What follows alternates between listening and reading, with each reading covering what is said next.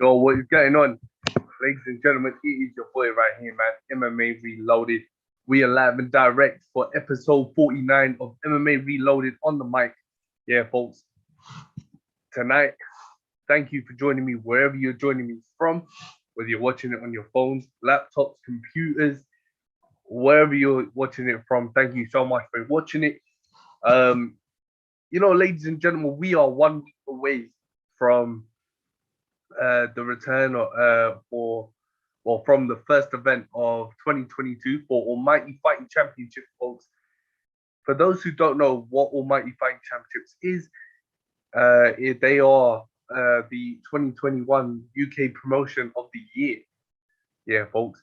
Of course, owned and promoted by Ray Thompson, a guy I've known and a guy I've respected for a long time.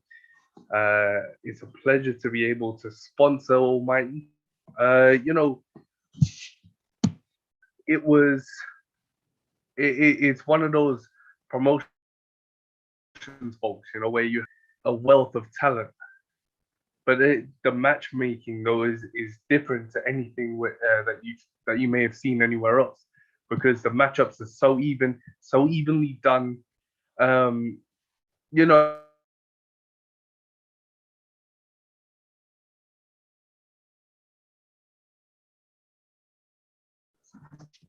so for this one, folks, joining me tonight is Sami Hoque. Sami Hoque is 5-0. Yeah, folks, he's going to be competing in 6 nights at Almighty FC 22, live from Houghton La Spring in Durham. So, folks, it is going to be a banger. If you've never watched Sami fight, I think you need to go watch him fight. Guy's he's a young savage, only 19 years old. Great on the come up. Let's do the particulars right now, folks.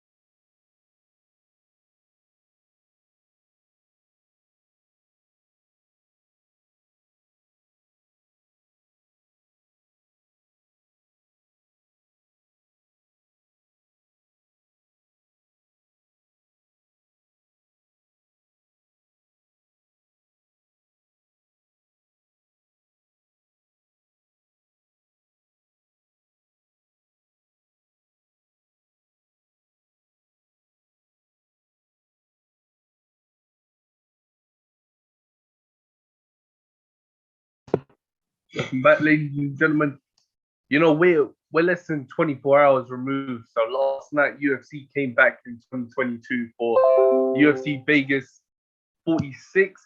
Um, Bear with me 1 second. The particulars are going off. Um,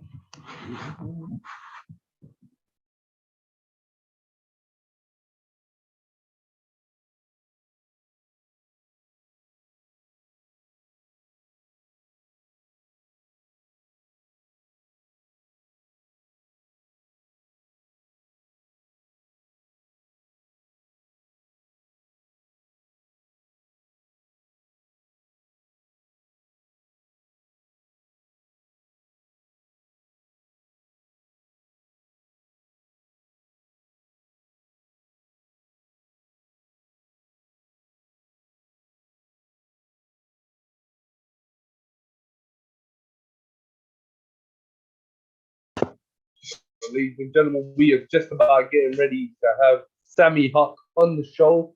Yeah, man, you know, UFC Vegas 46, folks. What a performance there by Calvin Couture. You know, proved without a shadow of a doubt that he deserves to be in that top five at 145 pounds. And coming off that loss against Max Holloway, you know, I think everyone was in sort of anticipation to see what Calvin had in store for us at that time. You know, so folks, when Calvin Couture was laying in those, Calvin was throwing bombs, laying in shot after shot on um on Giga Chikadze, bro. Calvin knew he needed to win, and he took it, bro. Yeah. So folks, we are just about getting ready to have Sami Hoque on the show. But yeah, man, Calvin Couture, man, that was a hype performance.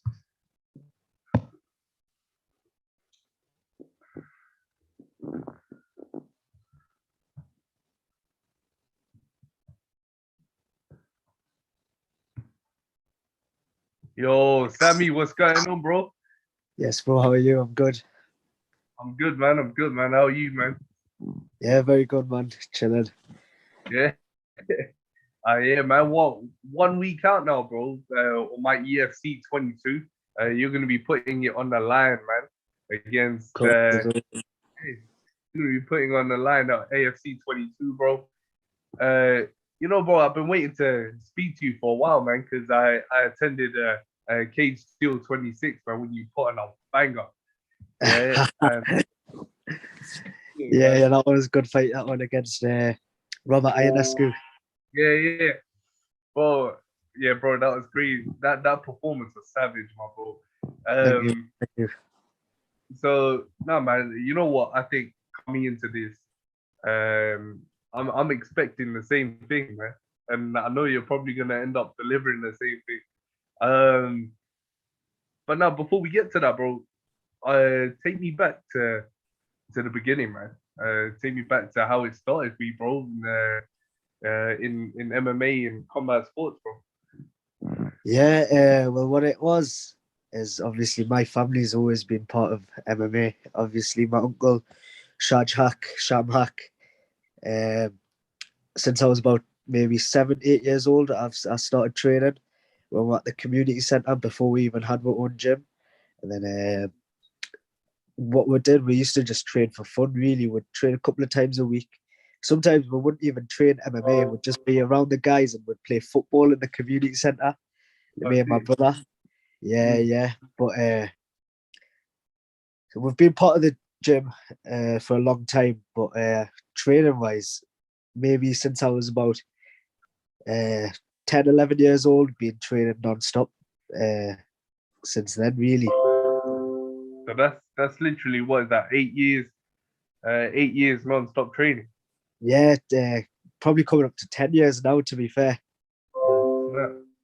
Bro, that's, you know what is that, in your opinion, Sami? What has that taught you, bro? Leading up to this stage of your career, of course, now 5-0. You're starting to fight at different shows now, bro, and gaining that experience. What are some of the things that you learned, like mentally or physically, about mixed martial arts as a sport, going up until now? Yeah, well, MMA in general, I feel like it's made me very disciplined. Like, although I'm young and like I'm like there's these temptations at this age, you know what I mean? Even when I was a couple of years younger, like 16, 17, you're kind of unsure what you want to do. But I feel like since I've been part of the game for so long, been just training for fun, I feel like this is what I want to do now properly. And I've managed to resist like the temptations which other young lads might fall for and may not be able to achieve their full potential. Yeah, man. You know, and what's the ambition, bro? What's the overall goal? Yeah, in mixed martial arts. Yeah, of course you want to be a champ on the amateur scene. You want to be a champ professional. You want to go to professional and do the, Yeah, hopefully keep the undefeated record. What's the end game, man? I'm going for the top man, bro. What it is, I feel like although I'm 5-0 and I'm becoming a well-established amateur, I feel like this is literally just the start. I'm kind of, I've got a few stepping stones. Like I want to get a few amateur titles. I want to become like the #1 amateur in the country, in the UK, all that.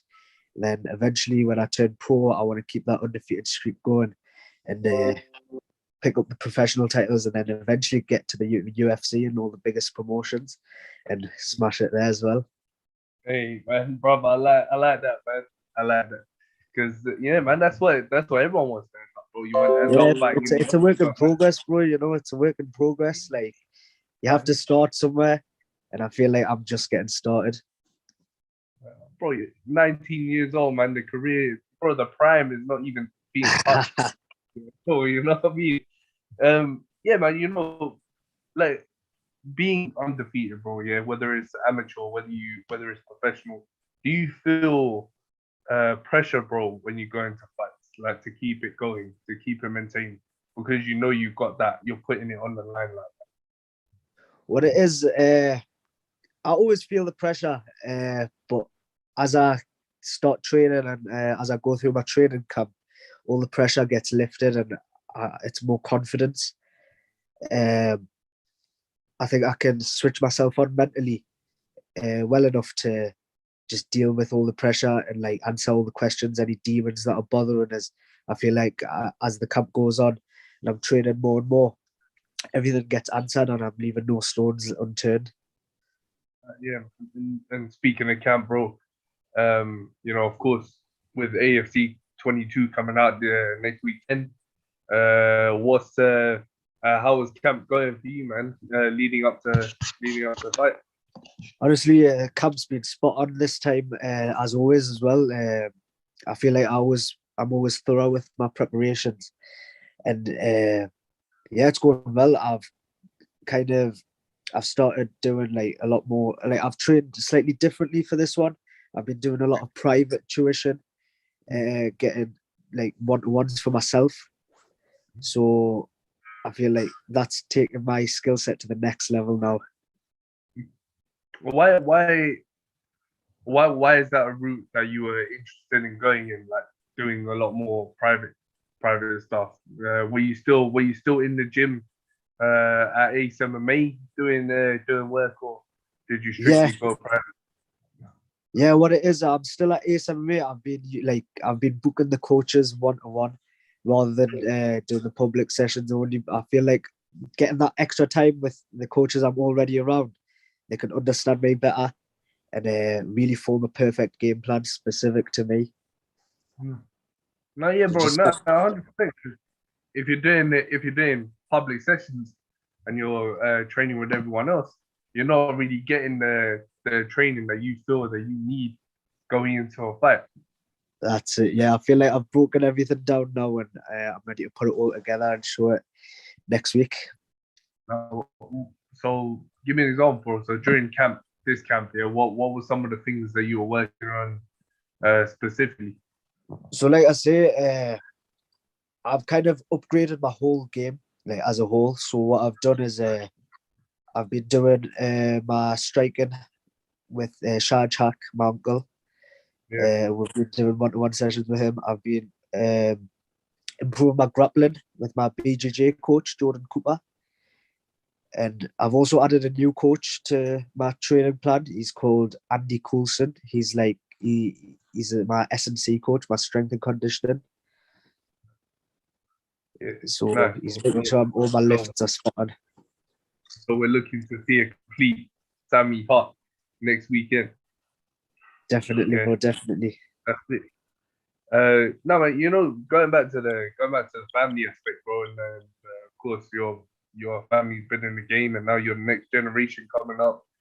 Um, how did you feel, or how do you feel following in the footsteps? Because of course, your uncle is well known, bro. Yeah, Case Yeah. Warriors, the best. He's done it. He's done it against the best, bro. Uh, How did you feel when you were coming up and you knew that you were following that? Those footsteps? Honestly, it's a very proud feeling. Like obviously, I've seen my uncle. He's been smashing at the top level for years now, and I believe I can even like be on par, even better than him, and that'll make me proud. Like to keep my family name out there, keep it going, and hopefully for the next generation, uh, give them high expectations, high ambitions.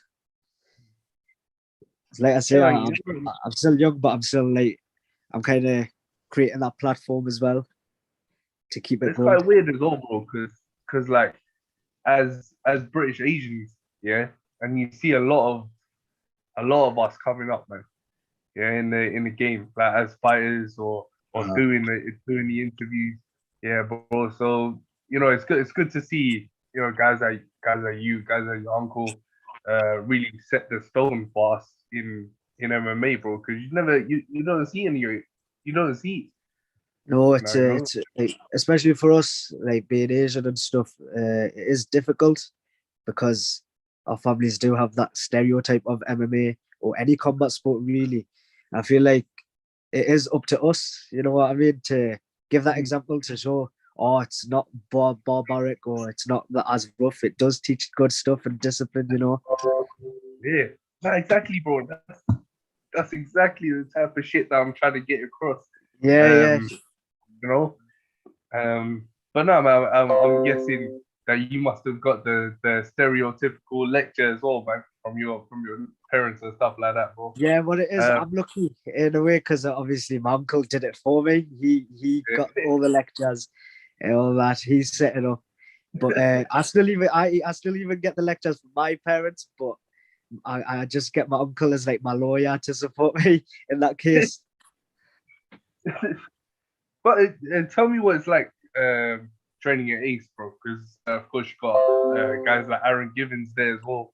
A guy who's in the same boat as you, man. Tell me what it's like training with at Ace MMA with those guys, man, and what's the atmosphere like there? Yeah, well, honestly, I've been there. I've been part of the same team for 10 years now. So, and honestly, like we've got a good group of lads. We've got the lads that we stick together, and you'll see on the bigger shows now. We had a very successful year last year, fighting on a few of the biggest shows in the amateur scene and pro scene as well.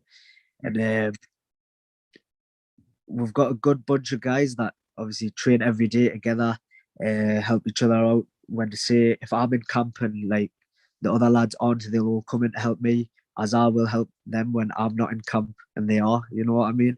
So Yeah. we always got each other's backs and stuff. And like I say, the coaching at Ace is at the highest level.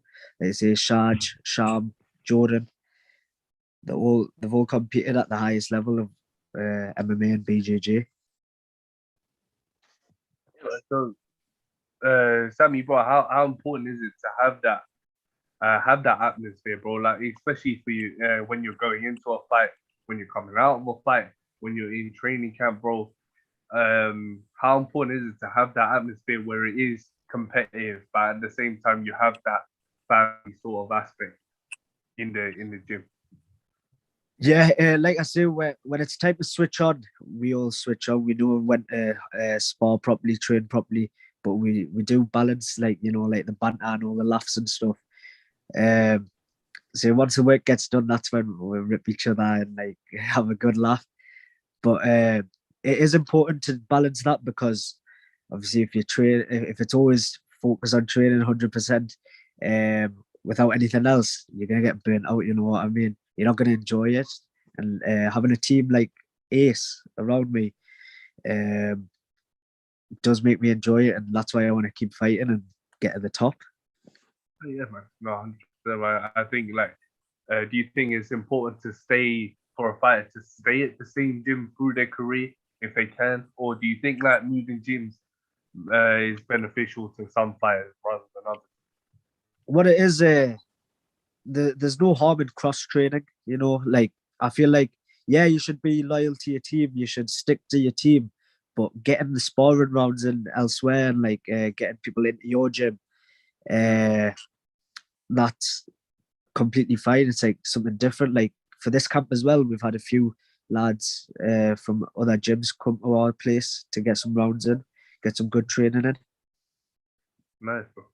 And how does that must elevate you up as well, right? Because they're gonna come in and bring you something new, something that you Yeah, probably that's ain't it. seen. Yeah, like soon as there's someone new on the mat, you need to make sure you keep your game up. You know what I mean? Um, 100%. Oh, that's yeah, it. Yeah, you need to make sure you perform well. yeah, man. I for sure, but and you know, especially as an amateur, yeah, developing your game, you need to show that I might be an amateur, but my skills are, you know, way above that level. You know Yeah, what I mean? definitely, Uh, definitely. Yeah, yeah, and that's another thing I wanted to touch on as well, Sammy boys. Right now, yeah, in the UK, the amateur scene is hot. Yeah, yeah. it's literally it's a hot scene right now. You know, uh, how would you describe being an amateur? Like as a you know, the word amateur might seem that you're a beginner, you don't know, you know, you're green, you need polishing. But how would you describe being an amateur in this in the UK scene right now, man? MMA, I feel like it's going in a way like the amateurs are training and fighting on shows that are very professionally run as well. Um, like I say, you get like I'm doing these interviews. I'm doing there's like amateur rankings which are pretty accurate. The fight shows that are amateur shows are as running as if they are professional shows. You know what I mean? So I feel like as an amateur, when I want to turn pro and I'm ready to turn pro, um, I've already got that sort of experience. Like there won't be much difference. The only difference is I'll be changing the gloves I wear. You know, I'm doing everything I do normally. It's just the smaller gloves. Yeah, what gloves are you wearing right now, bro? The one with the spongy, the padding at the on the fit. Yeah, yeah, 7 ounce domed gloves. They've got the dome Is shape. that what they called? They called so the ones that you sort of curve your hand, right, bro? Yeah, because Yeah, yeah, you got the heavy padding on the see. uh, Yeah. Well, what does that do to the power, man? Because yeah, like if you look at boxing gloves, yeah, they do the same thing, right? They curve your hand when you wear them. uh, Yeah. So when you wear the dome gloves, it does the same thing, right? It shapes your fist. yeah, yeah. It's pretty much exactly onto the fist. Like to be fair, the compared to the pro gloves, the 7 ounces are quite padded compared to the pro gloves. The pro gloves, I think, they don't provide much protection at all for someone else's face. It's just more for the fighter's hands, really. But yeah, the 7 ounce gloves, um, they don't really make much of a difference. It's just that extra spongy support. But to be fair though, it's quite sick for like preventing eye pokes and that, bro. Yeah, because your Uh, fists are bent in, right? So you can't yeah, really yeah. and I poke man in the eye. To be fair though, you still see some eye pokes. Like some people still manage to get the fingers in. How the fuck does that happen, bro? No clue. Man.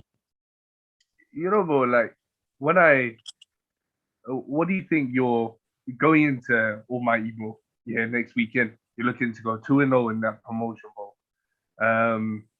What do you think you know, your strengths are going into this fight? But have you studied the opponent? Do you know a bit about him or? Yeah, like I said, my opponent, he's legit, man. Uh, I think he's undefeated as well. I think he's 4-0. I'm 5-0, and he's from a good gym. I think he's from the Dungeon, which is well respected, I'd say, especially in the northeast. Um, but I've watched his tape and stuff. He's had all his fights on Almighty, so I've watched all his tape, and he's good. He's well rounded, but I think I'm also well rounded. I'd describe myself as all round fighter, and I think when it comes to when it comes to the fight, I feel like my skill set will beat his for sure. Yeah, yeah, bro. Where do you think your strengths lie, man? Because you're speedy. Yeah, and your power is where it usually lies, man. Nobody really expects you to carry that type of power Uh, with the size. Yeah. my thing is, I feel like my style, I keep doing what I do. I feel like my strength is making my opponent do what they don't want to do. Mm.